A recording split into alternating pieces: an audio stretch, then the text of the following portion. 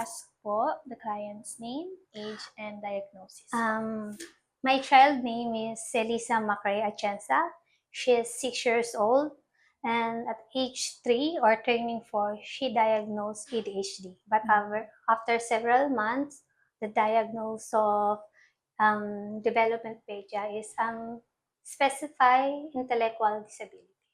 How would you describe Elisa's life or her symptoms before neurofeedback? Nung kinausap ko ng sister ko sa psychology, siya, ate, may something kay Elise. Try mo ipa-check. Kasi sa age niya, dapat hindi siya ganyan. I'm not saying na autism siya, pero meron siyang iba. Before si Elise, hindi makakaupo ng matagal. Tatayo yan.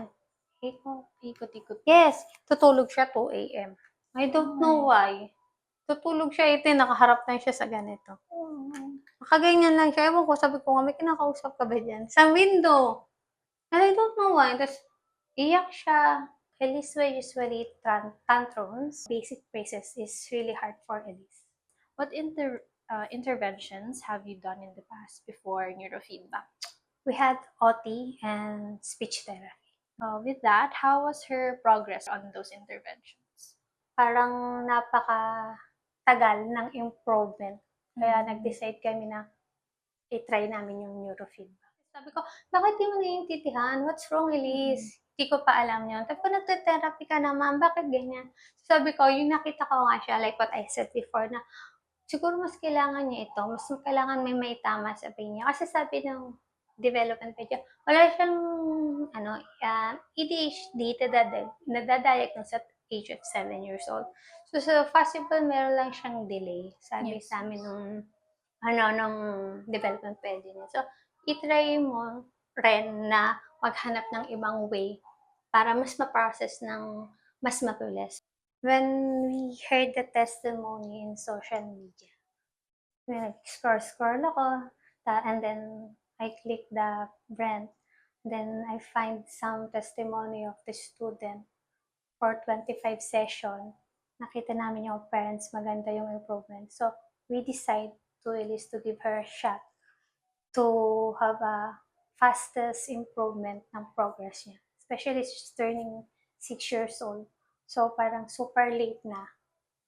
So, ayaw namin dumating yung time na mabuli siya at the age of 7, turning grade 1. How was your experience with neurofeedback as you compared to her past interventions? Very happy. Kasi, super big yung improvement niya. In terms of writing, she can trace. In terms of vocabulary, mas marami na siya nasasabi. Nakaka-answer siya ng mga basic questions. Tantrums, totally nawala. Kaya Elise. And then, waiting, nandiyan na yung waiting niya. Wala na siya masyadong impulsive. Nakakontrol na niya yung lahat. That's good to hear po. Yeah. Are there other activities, interventions that you are doing alongside with neurofeedback po? As of now, she was doing ABA therapy as advice of my sister. Kasi psychology siya. And yung pinapsychology din namin siya sa repertoire of Dr. Ryan. Yun yung sinabi niya. Para mas maganda yung pagiging organized ng brain din nila. So aside of neurofeedback, we try to do at home ng actual para mas maganda yung combination nila. What are the improvements have you noticed? So comparison po between pre-NF neurofeedback and post-neurofeedback po. Napansin namin sa kanya, si Elisa mas nare-retain na niya yung long term ng memory niya. Before, for example, Elise, where's the remote? Hindi niya ma-recognize yung remote. Hindi niya matandaan nasaan ang remote. So, a simple question at simple command, hindi niya maalala. But now, siya pa yung nakakalala. Elise, where's your eyeglasses? Wait lang, Mimi. I get my eyeglasses. And then, meron na siyang parang automatic kung saan niya ilalagay yung eyeglasses niya before she sleep. Kailangan na doon kasi masisira. There's possible mataganan niya. So, alam na niya. Before, tatanong siya, Elise, what happened to your, for the whole day, school? Teacher, like that. One word at the time. But now, We play kami ng teacher. We write, we read. Marami na siyang na-express. Marami na siyang naaalala. Before, wala siyang maaalala. Even the name. Sa dami niyang teacher therapy. Teacher NG, Teacher Pau, si Teacher Lai. Maalala na niya yun. Kilala niya kung sino. Even, where's Teacher NG? Like what you said, nasa Alabang. So, in Thursday, alam niya, nasa Alabang. In Monday, alam niya, si Teacher Pau, day off. Ganun na siya. Ganun nakaprocess yung memory niya na nagre-retain na sa brain niya. Before, teach, pasok, wala na. So, walang na-absorb. So, ang nagiging process ng brain niya talaga parang dito lang. Now, talaga nagre-retain.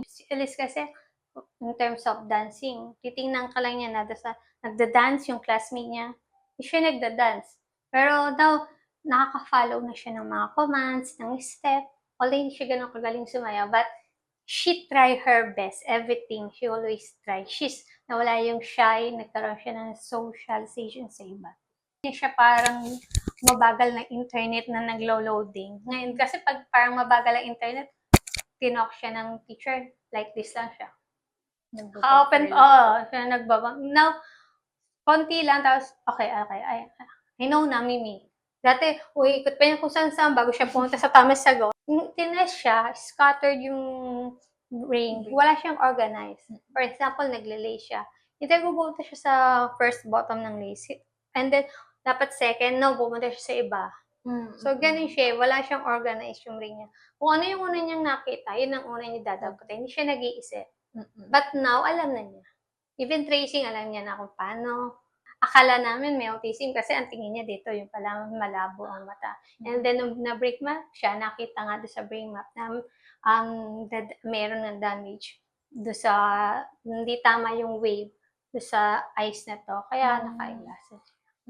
Pero after ilang session kami, 75, may extend kami. 8 session pa lang, meron na sing Russell Kelly. Talaga nakakasabay na. Masaya kaming nalaman namin na may neurofeedback. Yes. Malaki ang naibibigay sa aming parents especially. Kasi napapawi na yung aming worried na hanggang kailan magpapa-therapy, tapos hanggang kailan ganun lang yung brain niya. Yes. Talagang maganda. Once na nag-invest ka at dapat as a parents, gagawin mo rin yung responsibility mo inside the house. Yes. Alam nga naman na stop ka na. Pag nasa bahay, wala na. No? Saka, hindi pwede natin isisi na kasi neurofeedback or kasi tinetherapy naman. Pagdating kasi, hindi mo ina-adapt what they teach inside the clinic. Dapat inadala mo sa house din. Yes. Para mas maganda. So, parang tulungan din naman. Yes. Yun yung maganda. Dapat yun yung continuous po yung Yes, progress. as a parents, kailangan na hindi kami mag-stick lang dito. Saka yung mga bawal. Kasi kung ibibigay mo sa kanya ang bawal na food, sugar nakaka-trigger kasi, chocolates, yung basta more so, before we go to the therapy, sabi sa amin nila Teacher MJ and Teacher Pau, parang 2 hours, no taking sugar. Matik na yon, gabi pa lang wala na siya sugar. For the whole day today, wala kang i-take. Kailangan lang din ng discipline sa food.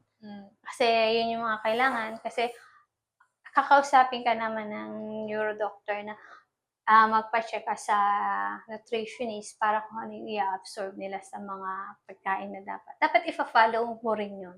So, hindi pwede magpa-neurofeedback, hindi naman effective. Kasi meron kang hindi finalo sa rules nila. Yes. Hindi naman mahirap eh. Kasi kung gusto mo naman, magagawa mo na, may magandang result. Like what you see na Elise. Would you recommend neurofeedback to people and to those with the same diagnosis as Elise? Yes. I recommend it. Highly recommended talaga neurofeedback. Kasi, for me kahit ako sa sarili ko, hindi ko siya mabibili na ganun lang. Pero talagang napaka-laking factor sa mga kids, especially sa mga katulad ng mga parents na kung gusto mo mas ma-improve yung bata. Hanggat maaga, hanggat at her younger age, masettle mo na para dumating naman yung 7 onwards, ano na siya, kumbaga nakaka-align na sa mga activity. Tsaka for the kids, mas nagkakaroon sila ng motivation sa sarili nila, saka confidence. Expensive, but worth it. It's ganun talaga eh. Wala naman sa umpisang lahat mura or lahat mag-umpisa ka sa mahirap. But after dun, makikita mo naman yung reward sa kids. Mawala man kami, makikita namin na safe na siya, kaya na niya by herself, hindi na niya kailangan na lagi namin siyang aalalayan. Wala man kami, mag-isa lang man siya sa school, alam namin na, okay siya, nakaka-follow siya ng mga command, hindi na siya mahihiya, magkamali siya, alam na niya yung mali, alam na rin na niya yung tama. Yes po. Thank you for sharing yes. Elite's Sana maging story masaya and sila. progress po. Yes. And sana mas mag-improve pa po si Elise kasi knowing her in the short amount of time, parang may napakalaki po ng potential ni Elise. Yes. We're all happy sa outcome ng neurofeedback for Elise. Talagang we are so blessed. Siguro si God din ang nagbigay sa amin na dun ka, tumingin ka sa ganito, may makikita ka doon. Ewan ko, siguro God is good. Yes. All the time na ibibigay niya at the right time. Yes. Talagang masaya kami. Masaya kami na neurofeedback series na hindi na sayang lahat ng effort and time. And money. Yes, before sabi ko sa kanila na bago mag-grade 1 po kasi ang target ko talaga na-achieve naman namin. Nakakasulat na siya. Before mag-grade 1, na-achieve namin. Oo, nakakasulat na siya. Dati ganyan lang. May marunong na siya. May lines. Yun yung target talaga namin. So, time to time, Teacher Pao, time to time talaga. I-check namin kung saan yung tatamaan ng handwriting. And so, yun lang. Basta happy. Yes. Highly recommended talaga. Yes. Thank you. Thank you po, Ma'am.